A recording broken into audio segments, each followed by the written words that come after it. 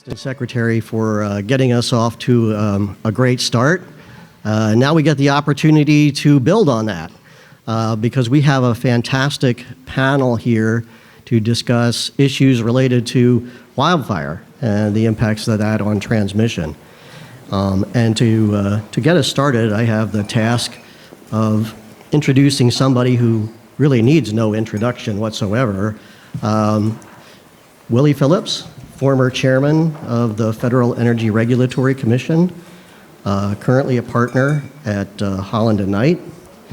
The former chairman is, this is not his first rodeo with wires. He had been with us before when we met in Charleston and did a great job providing the keynote address for that meeting. And before I turn it over to you, Mr. Chairman, I'm going to share just a little brief story ahead of time. As we were preparing for this panel, we had a prep call, and we're going to be in Southern California. I wanted to keep it relatively casual. But the chairman has a reputation of being a pretty sharp dresser and tending to dress up, very nicely for these events, which is great. But I wanted to make clear to everybody that we were going to be wearing business casual, and everybody got that. So last evening I was talking to some of the panelists, and I said, we had that conversation, and Chairman wasn't there at the time when we were having this. Said, we had that conversation. What are the odds that he comes in wearing a tie, even though I said we're going to be business casual? And Cal actually said, I'll tell you what he's going to wear. He said, he's going to be wearing a blazer, check. He'll have a pocket square, check. And he'll have cufflinks on, too, check. So this morning when you showed up, I was going through the list, and I thought, boy, Cal really knows his man.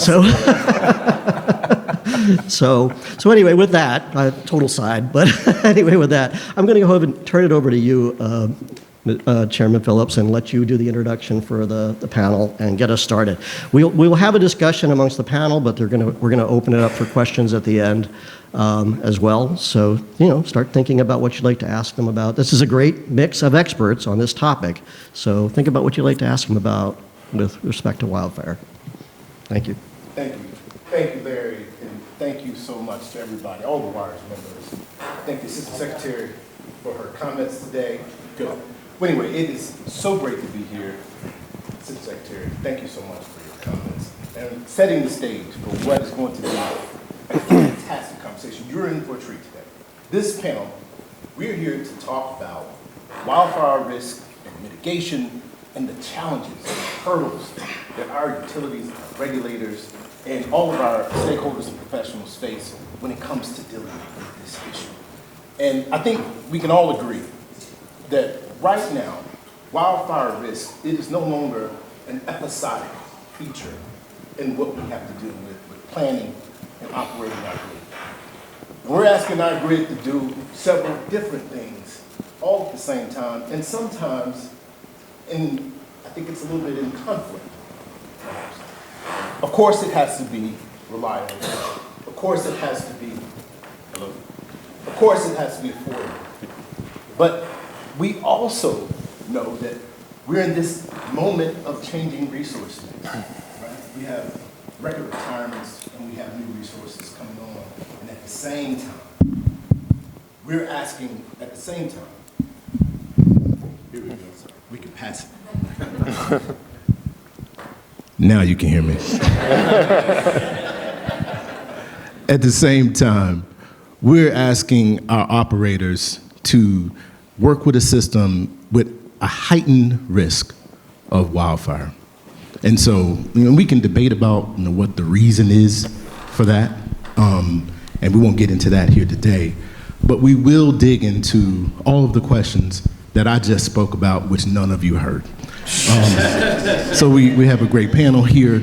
I want to first welcome Sean Holder from PG&E, and you have the bios within your packet, so I won't go through all of the great work that they do.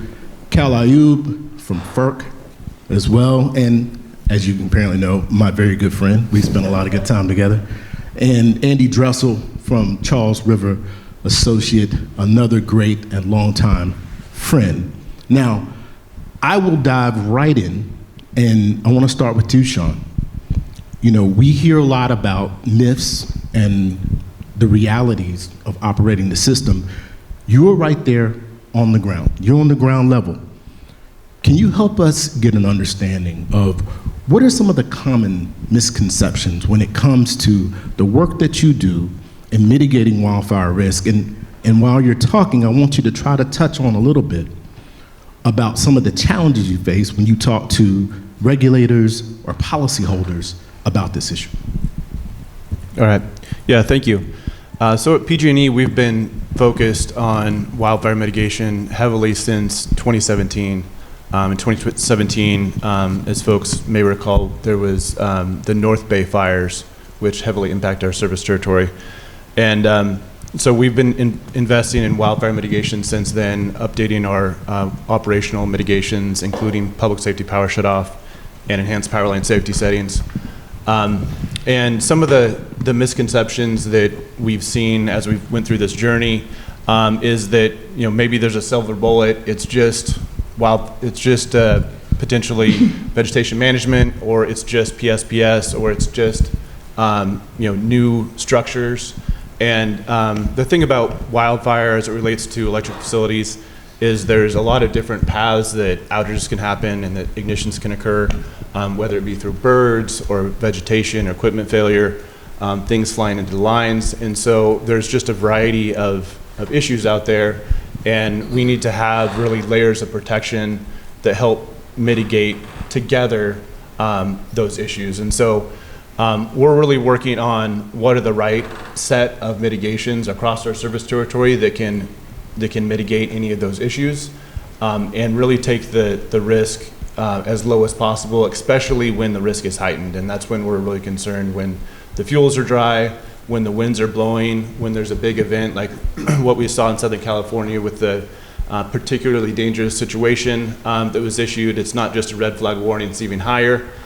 And we've seen those in Colorado. And so utilities really need to be prepared for those types of conditions, even if they only occur once every 5 years, maybe once every 10 years, some maybe more often than that. But whatever it is for your service territory, we really need to move into a position where we're ready to react to those situations. From a regulatory standpoint, one of the things that we're working through in California is in our regulatory environment, we have a safety regulator called the Office of Emergency and Infrastructure Safety, which is separate from our general regulatory body through the CPUC. And so there is a bit of a challenge in just making sure we're all aligned in what we need to do, and that investment is going to be something that we can get into rates and make sense for everyone. So what I'm hearing is that there's a need for alignment. Do you, and I'm going to push you a little bit here, do you think there is alignment with the policymakers and regulators that you deal with? Do you think that they understand what you're faced with and what you're confronting? I mean, I think it's something we're continuing to build alignment on. I think generally there is alignment. Wildfire is a threat that we need to work together to mitigate, and the utilities have their part in that. We also need to work with communities and other groups that work with communities to make sure that those communities are also more resilient to wildfires, because it's not just utilities that can create fires, it's also other sources. And so if we focus all the investment on the utility, then we're missing a big piece of the wildfire picture. Okay, so Sean is clearly a pro. He wasn't going to take the bait and say that the regulators don't get it, and I applaud you for staying disciplined on that. Now I want to turn straight to you, Cal. Thank you, Sean. Now, Cal, we did hear from Sean a little bit about how it takes everybody working together. All right, and I think that FERC and NERC, they're a part of that. Can you tell me a little bit about how you're looking at fire risk, wildfire mitigation from the federal perspective? And in particular, do you think there's a disconnect between regulators and utilities on this issue? Thank you for that question. I just testified in front of the Senate 2 weeks ago, so I was told to just say thank you for the question, and it was my first rodeo. But I think I'm the only one on stage that has to say the remarks that I give today are not my, they are my own, and they do not necessarily represent those of the commission or any individual commissioner. So with that, I'm happy to answer your question. So yes, from where we sit at the federal level, we see this wildfire mitigation as a really like a shared system-wide challenge for all of us. And it requires strong coordination and really foundational technical expertise. And at the federal level, we are coordinating. We're coordinating with the DOE, we're coordinating with the Department of Agriculture, and that's in part in response to the executive order that came out last June, Executive Order 14308, that really directed the commission to really to work with other agencies to look at wildfire mitigation. So from the FERC perspective, as you know, we're not prescriptive in how to address specific procedures, but we do want to ensure that the reliability of the bulk power system is maintained.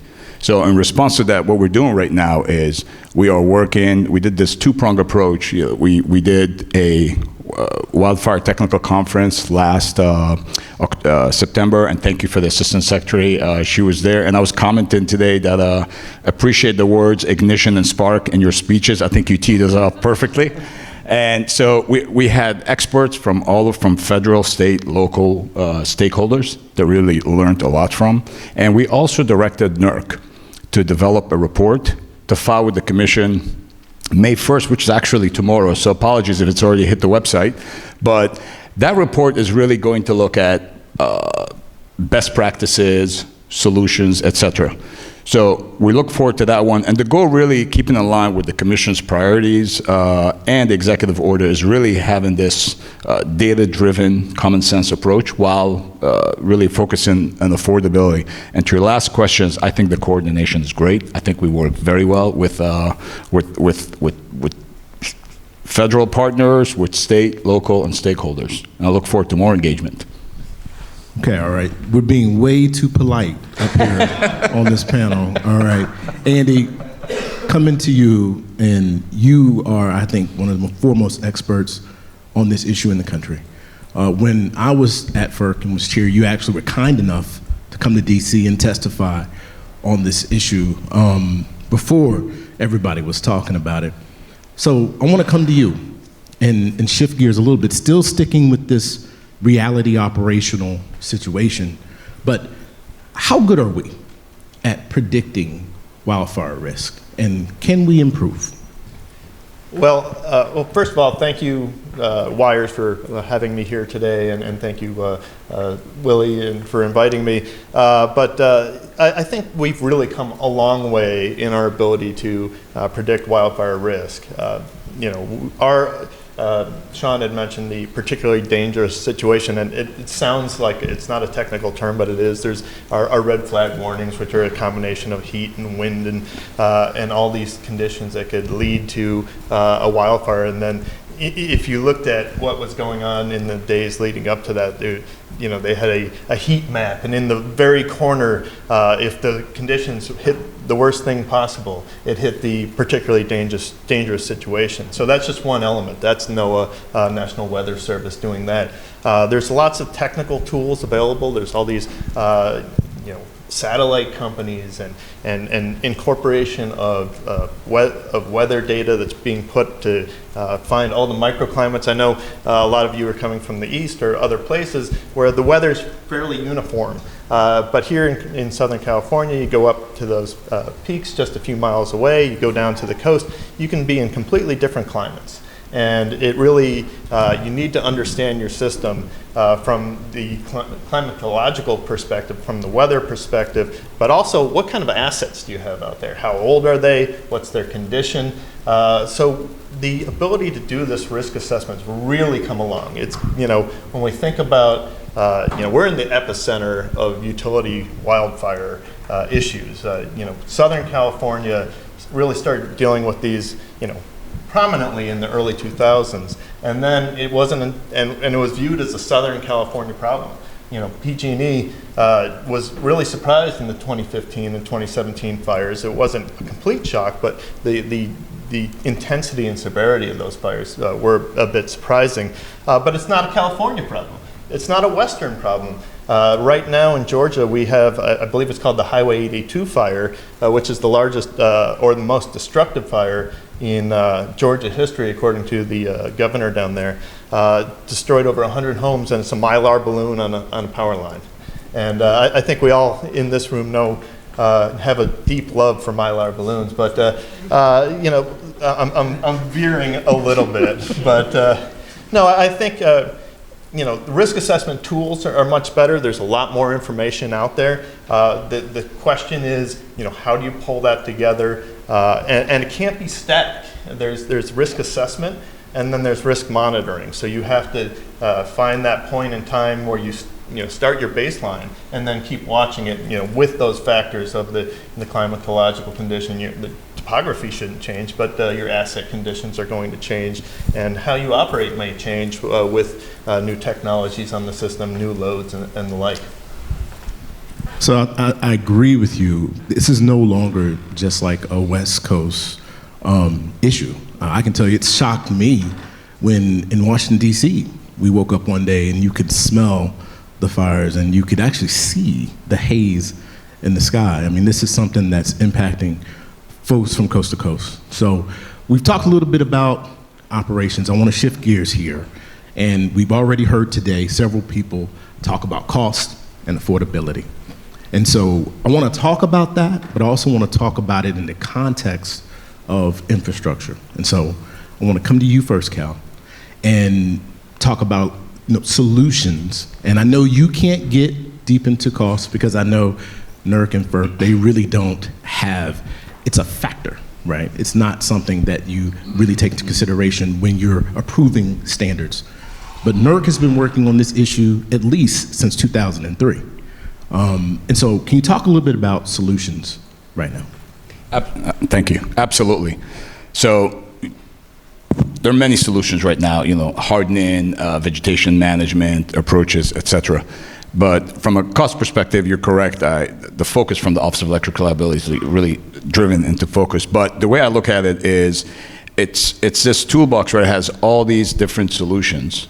And I think it's perfectly teed up by Andy, where the one size doesn't fit all anymore, right? So I think, there are different solutions for different areas in the country based on your terrain and the dangers to each, line, et cetera.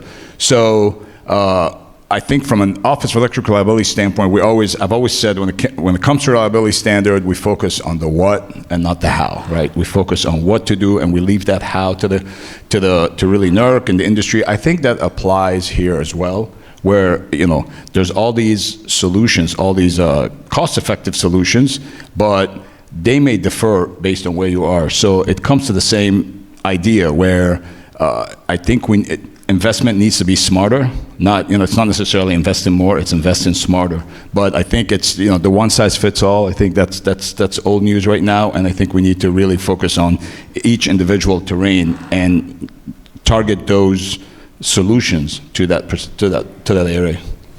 Okay, I want to go to Andy here, and now let's talk a little bit more about sort of this dynamic that we're seeing. People frame this issue, it's like reliability, affordability, safety. Is that the right framework? Are we framing this wrong? Is it a trade-off? Is the trade-off real between those? The costs are real. There are tremendous costs associated with resilience investment. However, when we think about investment, we have a lot of demands on our capital right now. We need to grow demand for data centers. We need to help get ready for electrification. We see a lot of aged out distribution equipment that needs to be replaced. So when we make these investments, we can't just be siloed. And thankfully, utilities are never siloed.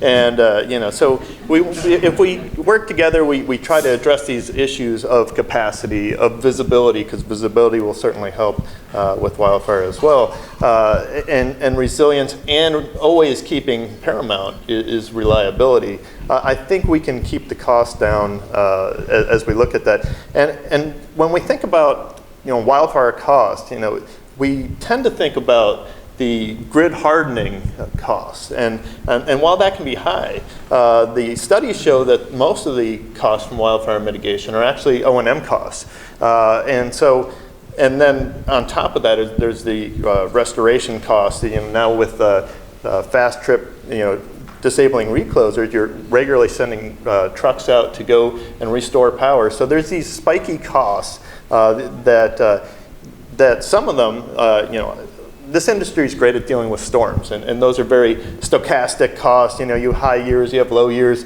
but those just get passed through to customers. If we can address the resilience and reduce those spikes, we could conceivably save the customers money while actually improving the performance of the utility for shareholders and the management of the companies.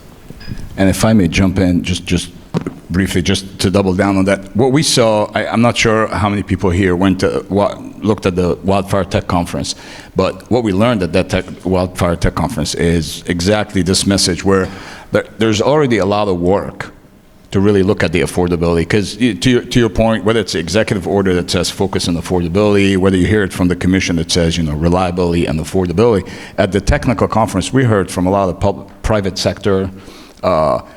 They're already investing a lot, smart investments, AI, situational awareness. So it's when you're looking at cost, the industry, they've done a lot of work in that field to really bring costs down. And of course, cost is still an issue, but from that technical conference, we learned a lot about it's top of mind for industry, and there's already smart investments in that field.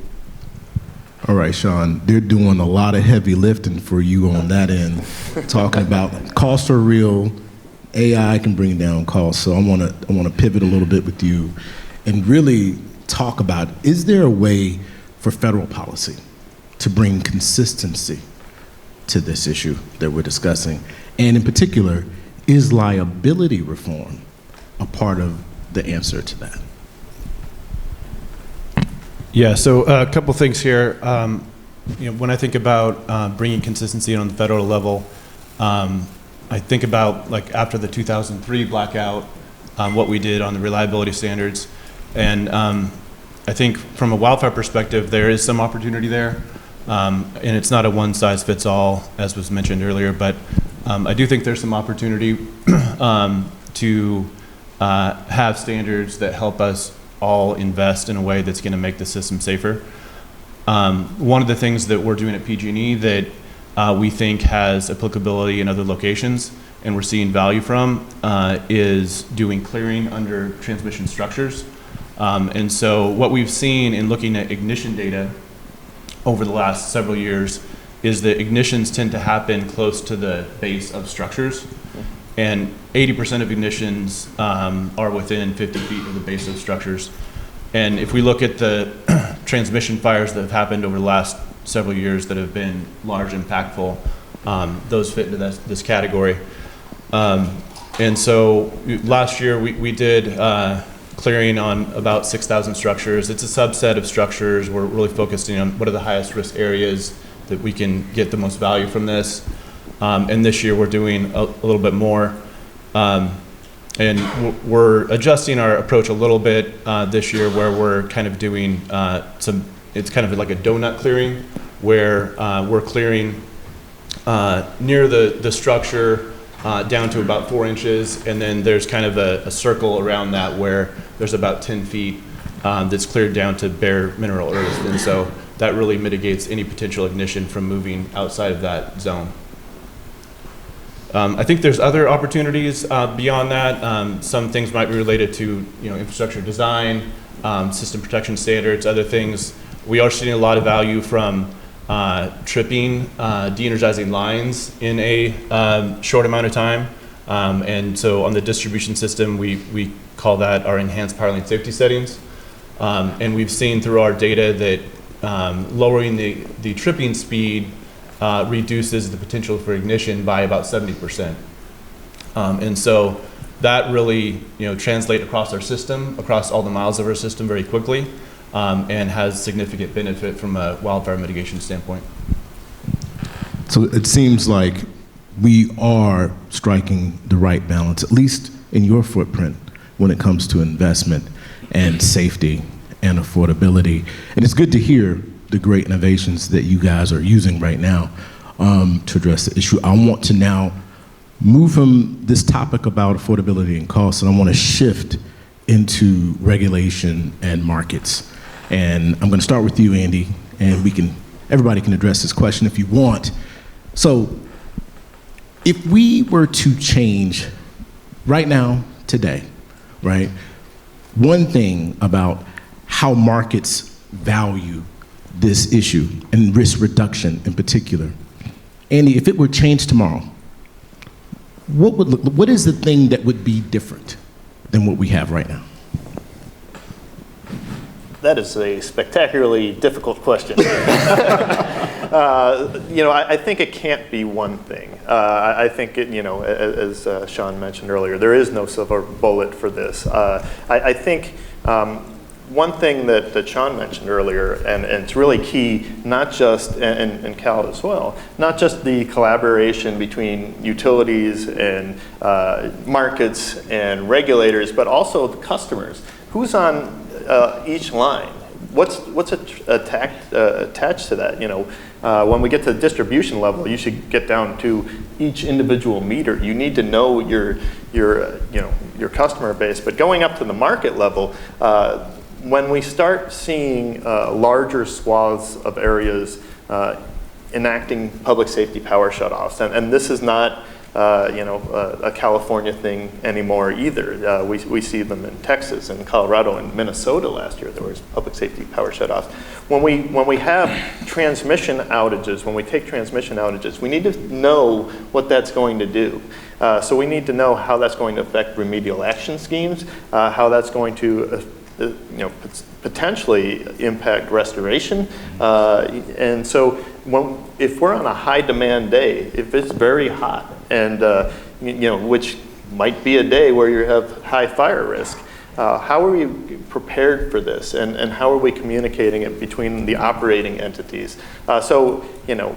I think I've mostly dodged your question, but I'll try to it's okay. To pull it back. But I really think it's communication and predictability.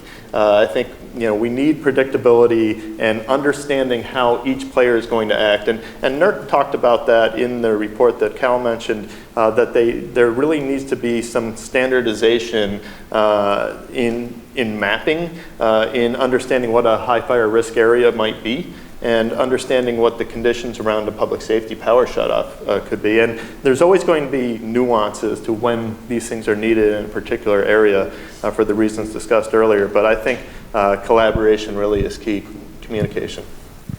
I threw a curveball at you. I think you hit it pretty good. I want to stick on the issue of markets. Sean, do you believe markets properly value wildfire risk mitigation? I don't think they do, which is why I think there is an increased need for standardization in the industry, and we can benefit from that. And I mentioned a couple examples of some of that standardization that we could potentially move towards.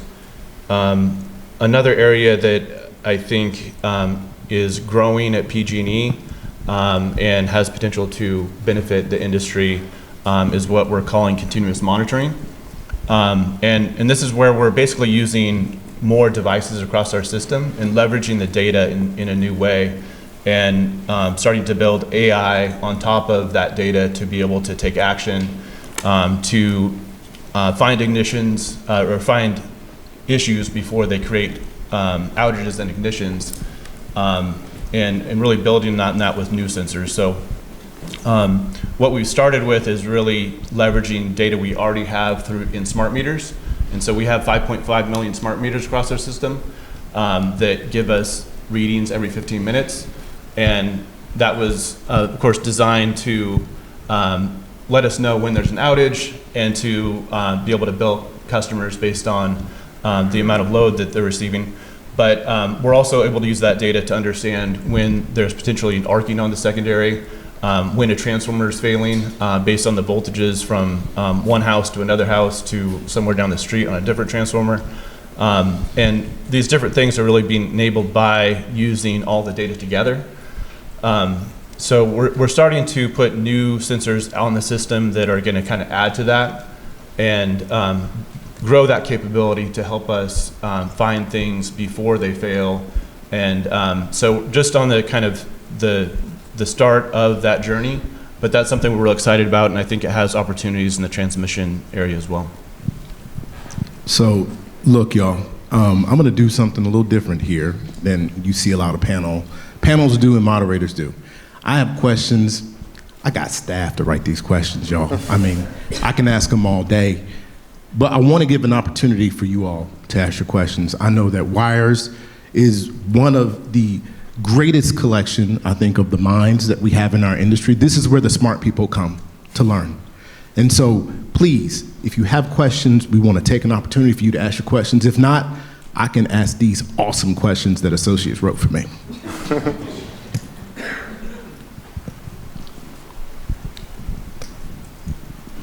I always get to start first. Yes, sir. So I'm going to go ahead and throw one out there, and everyone else can chime in afterwards. We all touched on this to some extent.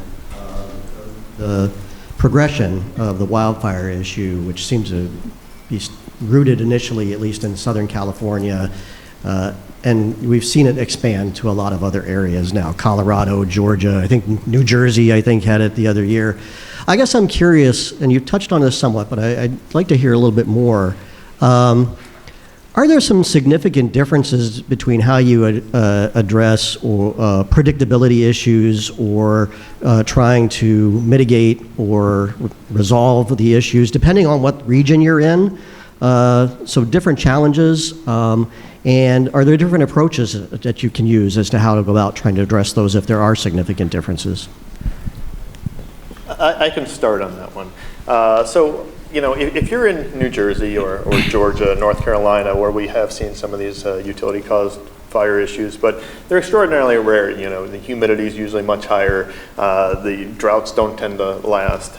So the thought of making grid hardening investments, for example, might not make sense for your service territory. You might want to be thinking more of operational measures. I think every utility, every transmission owner should have a wildfire mitigation plan, be familiar with it, have it be a living document, not a compliance document, and then continually reassess those risks. But before you go and make wildfire-specific investments, I would think you'd want to be making changes to your operations and maintenance practices, thinking about changing your settings on your relays to fast trip settings, disabling reclosers, at least have an idea of how a public safety power shutoff could work in your area, who you would need to contact, have that phone tree ready at your disposal so you can work with the other power companies, markets, regulators, public safety agencies. I think all those things are important. But adopting a California model in Georgia, for example, doesn't make any sense. And we see we see it in the regulations. California really led the way, and I think thankfully, a lot of other states could piggyback and cherry pick, what they liked and what made sense in their states. And the regulatory capacity does not exist everywhere equally. Right. I've done a lot of work with the Utah Public Service Commission in the state that I live, and there's a handful of staff maybe. So when they come in and you have wildfire mitigation plans approved by the commission, they usually need to reach out to somebody else to help them through that. And approval doesn't mean that you're done. Again, it should be appropriate. And when we think about other areas like like Georgia or North Carolina, you're probably thinking about flood risk. You're probably thinking about hurricane risk. You're thinking about other wind-driven events that might not be fire. But those, when you are making changes to your cross arms and your towers, things like that, an investment for one of those types of events will also help for wildfire. So again, going back to that comprehensive view of what your risks are and planning appropriately. And if I may, I learned this from the technical conference, and so it's not my idea, but I think there's also a need for sort of a database.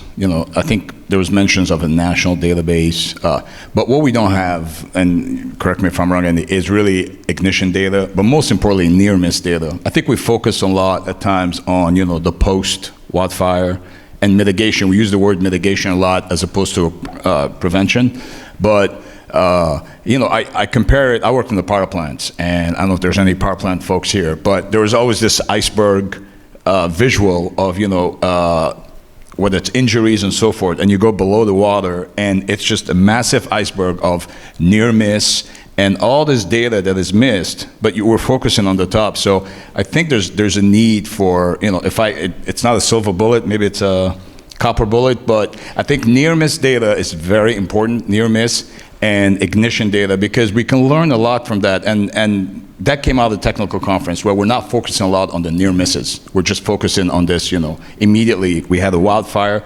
Let's go, how do we mitigate it? But I think the prevention, the near miss, and in the future, if there's a national database of all the regions, what's happening in terms of what caused the fire, et cetera, doing a deep dive, I think that would also help this issue as well. Yeah, just to build on that, I think that's a great point.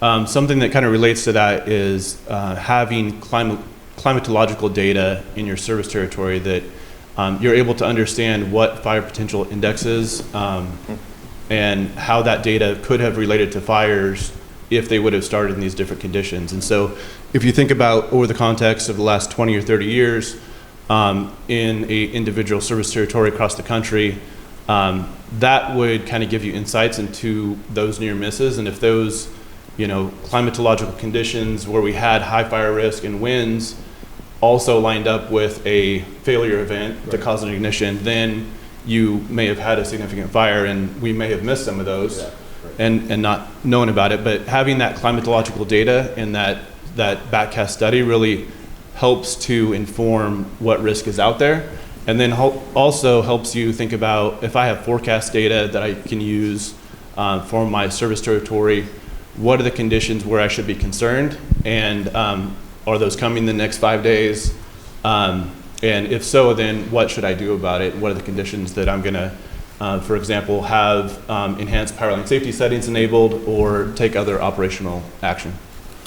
Yeah, and if I could just add to that, again, California's really led the way on metrics. So, the old saying, you can't manage what you don't measure, really applies here as well. So, the CPUC and the Office of Energy Infrastructure Safety has required the IOUs to collect metrics since the Senate Bill 901 came out in 2018, and those metrics have really given us great insight in California. On the public side, they got to kind of choose their own, and then as it's spread across to the rest of the West and other places, there's been some incorporation of metrics, but not in a consistent manner that's really usable. But for a database, there is one out there that's really great, is the Pacific Northwest National Labs, and they just made it AI enabled too. So all the publicly available wildfire mitigation plans of any utility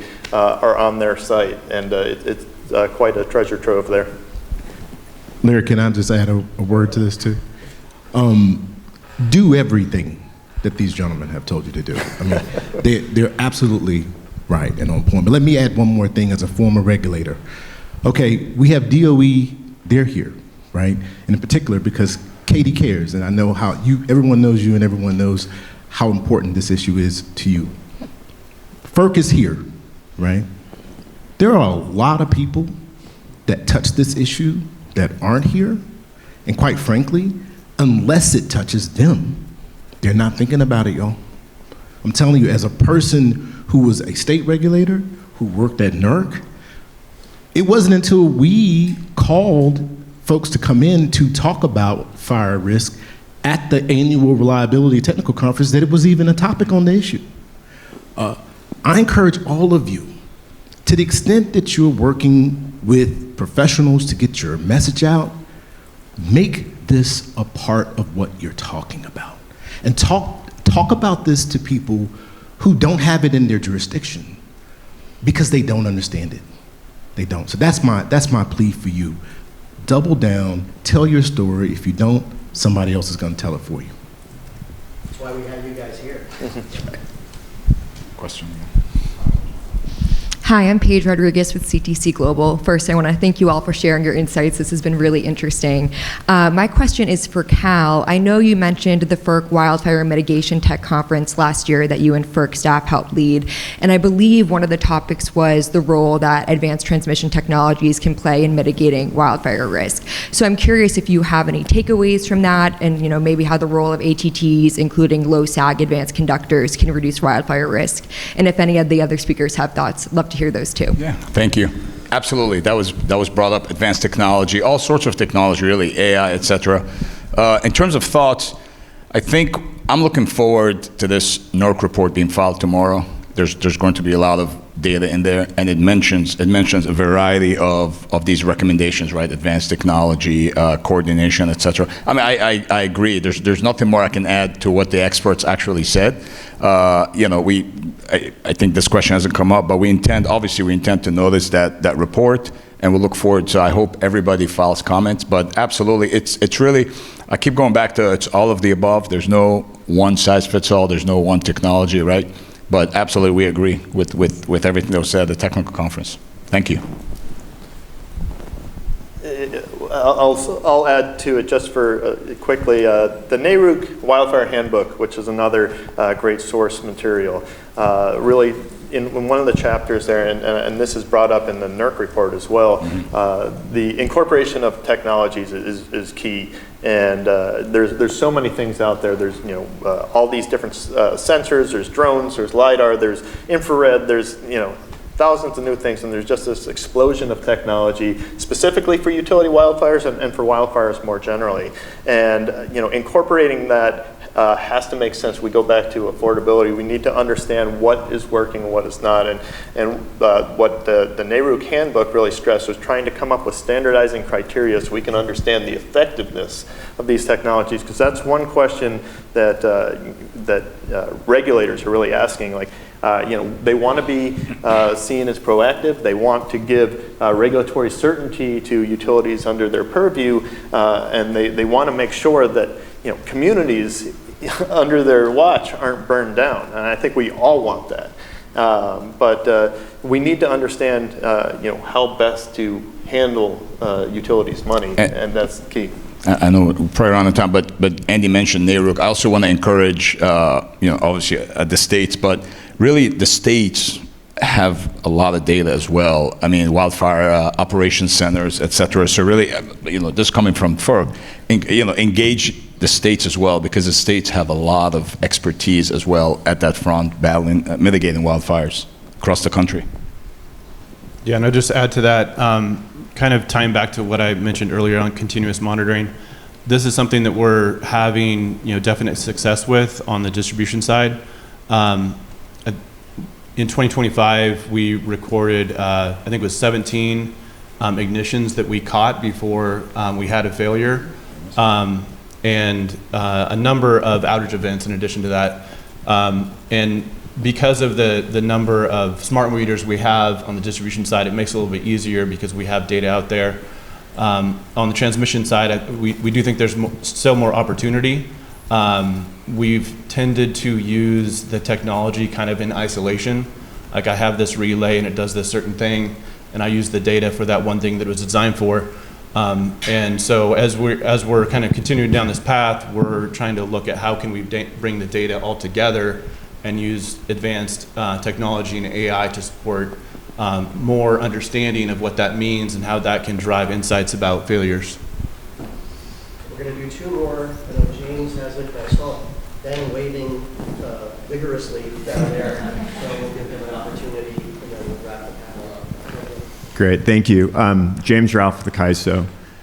In this period of affordability concerns, how do you think about communicating the counterfactual, the fires that didn't happen, and the effectiveness of the resources you've invested, and making sure that the public understands the benefit that they're getting, because no one thinks about the fire that didn't happen. So it's kind of a communications question, really. Yeah, that's a great question. That's something that we've been challenged with and have put a fair amount of thought into over the last several years. One of the things that we do is document cases where we had what would have been a near miss. So from a public safety power shutoff perspective, if we have an event where we shut off power, we take photos and document damages that happened during that event that could have been ignition if the power were on.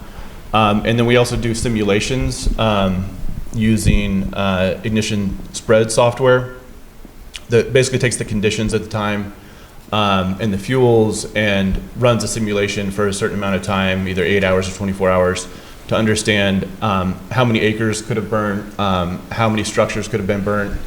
And so we also do that when we think about the number of ignitions we've avoided with enhanced power line safety settings. So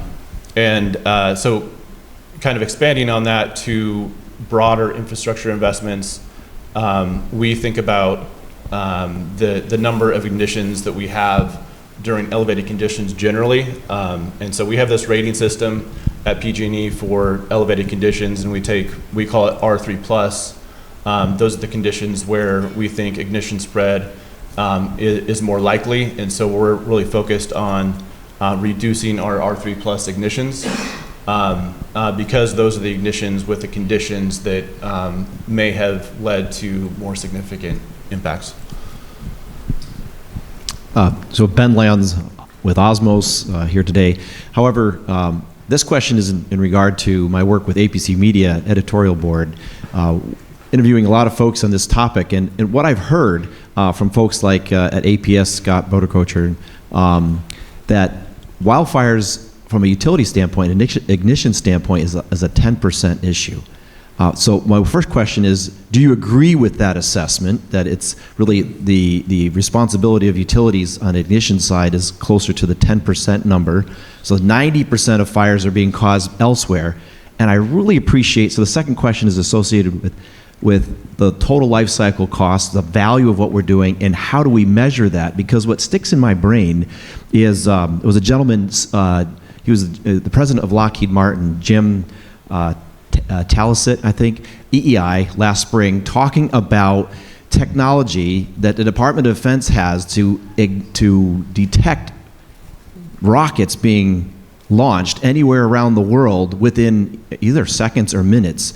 And then, of course, all this war that was happening over in the Middle East, I couldn't help but thinking, if we can target where those rockets are coming from, and I don't know the technology, but I'm connecting two dots here, is there anything at the federal level we're doing to try to bring some of that, that wonder that we saw when GPS came over to the civilian side, to bring some of that technology for ignition and to be able to measure how many of these ignitions are happening, how many are being avoided, and really how many are responsible for the utility on a real measurable basis here. So really two questions. One is the percentage of ignitions associated with utility structure, and secondly, what are we doing at a federal level to bring technology perhaps so that we can measure more ubiquitously? I'll try that first. So the numbers that you said are the numbers I've heard for California, that in California about 10% of the ignitions are from utility operations. The NERC report also said that nationwide it's closer to 3%.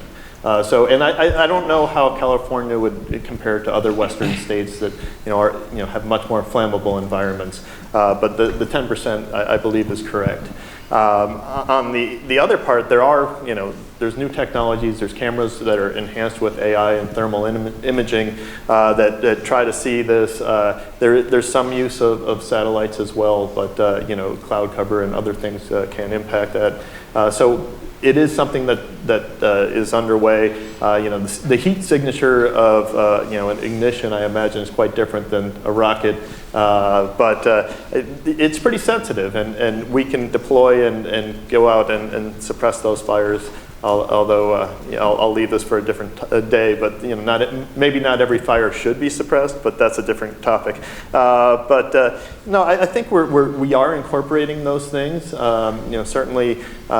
One thing that we really haven't talked about when we're talking about wildfire, some of these fires that we've talked about, like the Eaton fire or the Marshall fire in Colorado, they weren't wildfires per se. They were really residential fires.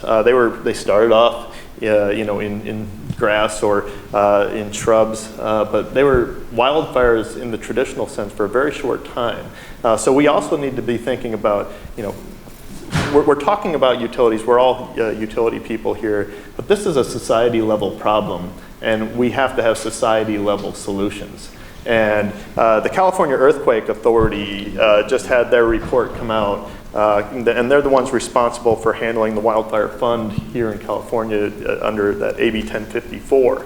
But they suggested that community hardening and fuels management around the wildland-urban interface really needs to be part of it. And if you look, particularly in California, the amount of spending performed by the utilities is an order of magnitude more than what has been done in the public lands and with community hardening. So I'm getting the hint that I should be quiet. Well, you had the mic drop moment in the middle of your answer. You were fantastic.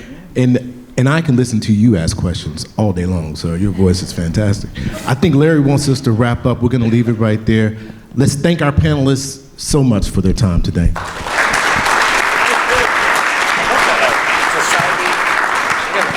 Well, thank you for doing this panel. It was really great. We could keep going for a while, but we got to keep on schedule. So.